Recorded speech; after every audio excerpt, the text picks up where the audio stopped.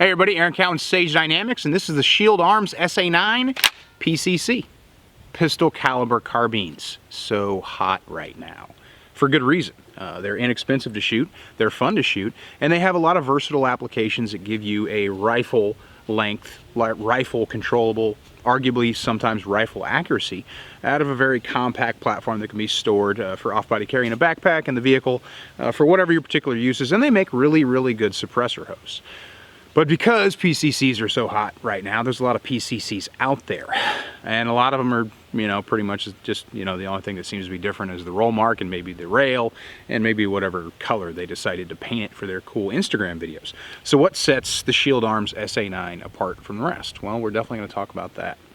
So with the market flood of the PCCs, how do you set yourself apart? Well, you start with the lower receiver group because that's really what's going to make or break your innovation and your appeal. What Shield Arms did with the SA-9's lower is they made it a one-piece folder. This isn't an afterthought, it's not an adapter. The 7075 aluminum billet manufactured lower receiver was designed from intent and manufactured to be a folding platform, so I can add my buffer tube and my pistol brace or my stock or what have you. It's a simple, intuitive operation, and I don't have to worry about additional parts compatibility being an issue. It's designed from the ground up to be folded, which increases its appeal if you want something super concealable. Now, as far as the upper receiver group goes, you can kind of go with whatever PCC variant that you want. A lot of them share the same AR-esque footprint, so a lot of your 9mm upper receivers are going to work on this. It is direct blowback, which one of the common concerns that comes up is it going to be louder or is it going to be a functional problem? Louder, people talk about when shooting suppressed. Functionality comes from just shooting the platform with, you know, different types of ammunition. I've had experience with some very early PCCs a couple years ago that they really didn't like 115 grain. They wanted to shoot 124, 124 plus P until you know, put a lighter buffer in it or something like that. Which is something you can do if you're particular to that particular caliber, or I should say grain, for 9mm ammunition, but that's not something I wanted to do. So once I got it zeroed, the very first thing, as you know, I'm going to do with almost every firearm review or accessory review I'm going to do is I'm going to do that 500 round burn down. Can the Shield SA-9 handle 500 rounds of sustained fire as quickly as I can get the rounds down range? So here's your burn down.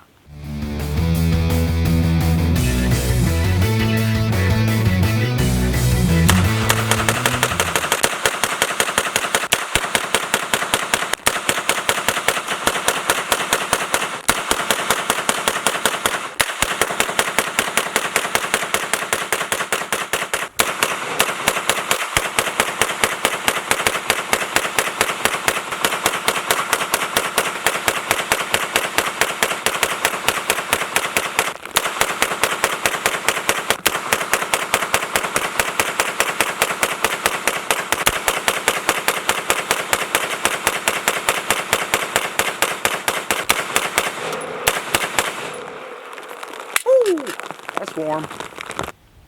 Can't be unhappy about that. 500 rounds, first to last round, no issues. Except, and this is an asterisk, on the Magpul magazines, the Magpul Glock magazines, the upper didn't always want to lock to the rear. And that's something I experienced throughout the review process. For some reason, those Magpul magazines just weren't really getting it to lock back. Glock magazines, OEM magazines worked fine. I threw an ETS magazine in there. Those are generally trash as far as I'm concerned, and it didn't lock back on that either. So not super surprised there. And because someone's going to ask in the comments, I'll go ahead and just say it now. I've had more problems out of ETS magazines than any other, including KCIs. It's probably the lowest rung on the Glock magazine issue. I know people like them because they're translucent. You can see the ammo inside them, and that's really cool. But they tend to over-insert in handguns and not like back followers on PCCs, and I've seen them do that on handguns as well, and running them in just a bunch of different Glocks and a bunch of different configurations for UTM and for live fire ammunition. They give me the most fits and the most problems. So if you're curious about what 32 round magazines to get for your SA-9, or you're going to buy one, don't buy those. Because I shot the SA-9 suppressed quite a bit, definitely worth a mention. The two cans that I used for suppressed fire were the Dead Air Wolfman and the Silencer Co. Omega 9K. Used both those suppressors back and forth. Didn't experience any issues as far as reliability or function, really, with the SA-9. So it's going to shoot suppressed, it's going to shoot unsuppressed. Now, because it is direct blowback, and that's not really talking about the lower receiver group, but just the operation system in general, is it going to be louder? I guess it's kind of a what are you really looking for kind of situation. If you're shooting, you know, subsonics, then you're definitely going to hear that cycle of operation. But if you're shooting 115 or 124 through this thing, the loudness of the carrier group functioning is probably something that's not going to be, you know, more obvious than the supersonic crack of the round as it leaves the suppressor. So it really gets into how finicky and how specific you want to be as far as that sound is concerned. My biggest issue with direct blowback has generally been the recoil pulse. I'm not a fan of that direct blowback force. And some people may say, well, how is that different from any other recoil? It's different. And this may just be me, it may be a psychological thing, it may be a personal preference thing. But I've shot some PCCs that just beat me up more than I would expect out of a 9mm caliber shoulder supported firearm. I don't know if it's the weight, I don't know if it's their buffer system, their particular buffer, but I didn't really experience that to a great degree when shooting the SA-9. It's not soft shooting, but it's not hard shooting. It's what I would expect out of shoulder supported, well, 9mm. So I'm getting exactly what I'm expecting to get. It doesn't beat itself up, and it doesn't beat me up, which I really appreciate. Of course, we can't get away with not talking about accuracy, right? Is this thing going to be accurate? Is it going to be something that I can trust to be able to hit what it needs to hit? Because I'm taking a 9mm round and I'm putting it into a rifle-esque platform, I can expect a greater deal of accuracy, hopefully, out of this than I would expect out of the same round fired through a handgun, just because humans are not machines, and it's a little bit harder for us to be accurate with a handgun, relatively speaking, to shooting a rifle. So here's my 25-yard group that I fired for accuracy purposes, shooting a 124 grain gold dot.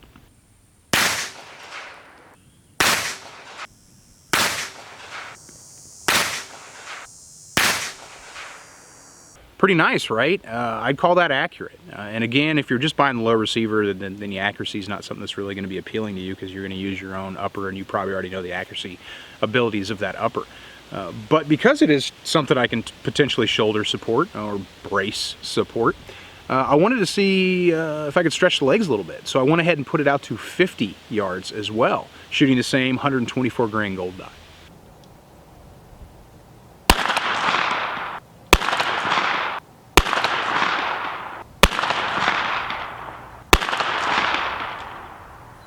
Yeah, I'm pretty happy with that performance. I mean, 50 yards for the 9mm is not exactly outside of its realm of expectations. And it's something that I haven't done with PCC or submachine gun reviews in the past. I'm definitely going to start doing it in the future.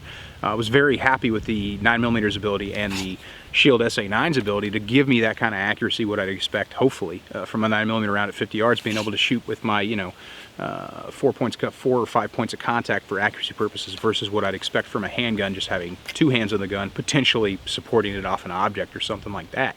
So as far as accuracy goes, I don't have anything to complain about. Now, something that's going to come up: can you fire the SA-9 in the folded configuration? The answer is yes, you can. The answer is no, you shouldn't. And that may be something that doesn't appeal to you. Maybe like, well, I want to be able to fire it folded. And if that's the case, then maybe you have to seek out another solution for your pistol caliber carbine fantasies. My personal feeling is it folds for storage purposes. It doesn't fold to make it more compact for shooting purposes, because if you've ever fired something this long as a handgun, accuracy is a little complicated.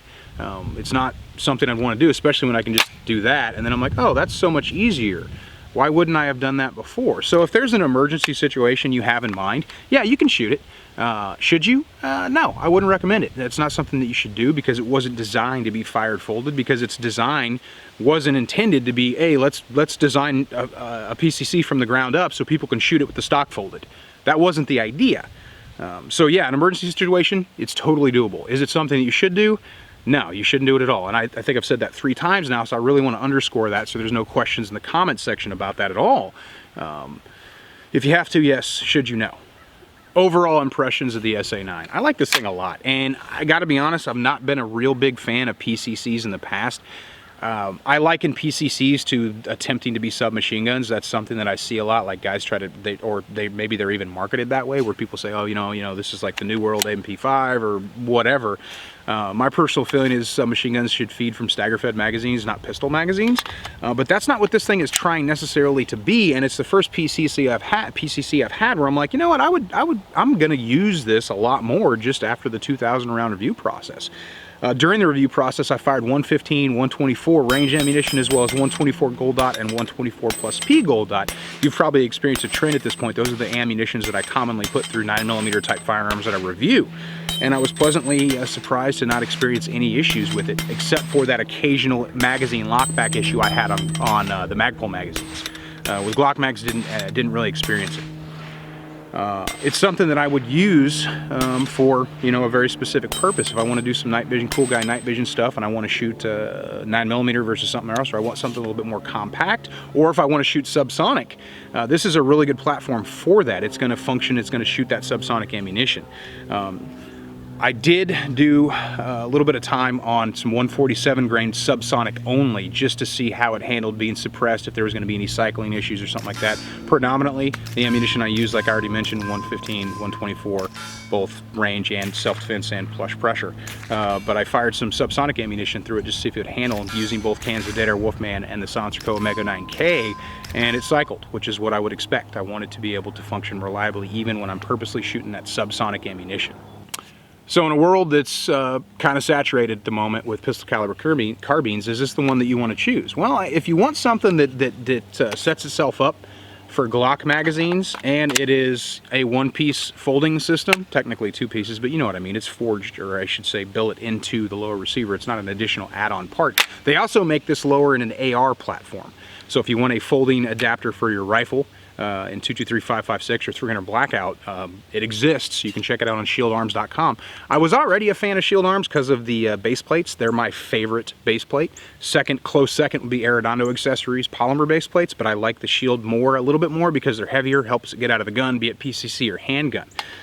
I was somewhat surprised initially when I found out they started to make lower receivers.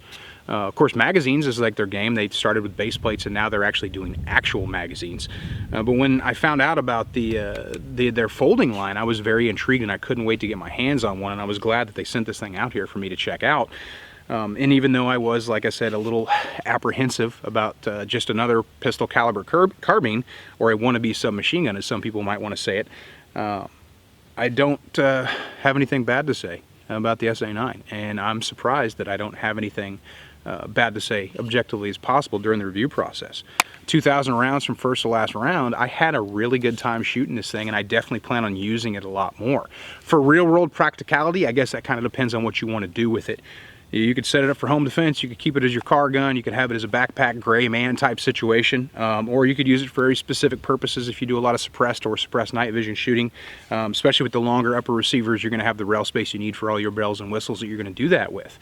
But if you want something direct blowback that's going to be reliable and has the added benefit of being super compact for storage purposes, you don't really have to look any further than the SA-9. I'm Aaron Count with Sage Dynamics. Train accordingly.